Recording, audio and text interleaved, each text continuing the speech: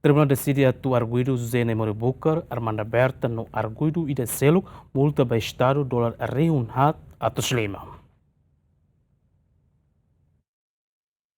Tribunal Judicial Primeira Instância dele, segunda Lorraine, a leitura acordam bakaso subvenção pública partido Kunto nebe envolve José Zene Moribucar, Armanda Berta dos Santos no arguido ida selo nebe responsável ba relatório partido Kunto. E a leitura acordam ne tribunal decide aplica pena multa ba arguido Zene Moribucar, ho dolar rihun ida atos lima, arguida Armanda Berta rihun ida atos lima, no arguido ida selo multa dolar rihun ida atos lima, ba crime incumprimento ba regras contabilidade partido Kunto. Mas que antes ne ia Ministério Público ni alegação nebe husu tribunal atu aplica pena multa dolar rihun sanu resin lima ba arguido na intolo. Tambah arguido sira halo execução ba fundo subvenção pública tinang riuroron resin drua, consegue halo relatório ba Comissão Nacional Eleição, mai belai a justificação claro, quando ba orçamento rihun neng nulu resin drua, nebe halo produção ba atributo partido Kunto.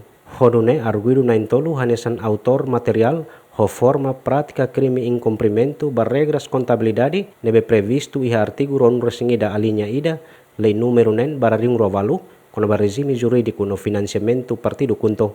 Jacinto Fuca, Santina de Jesus, GMN.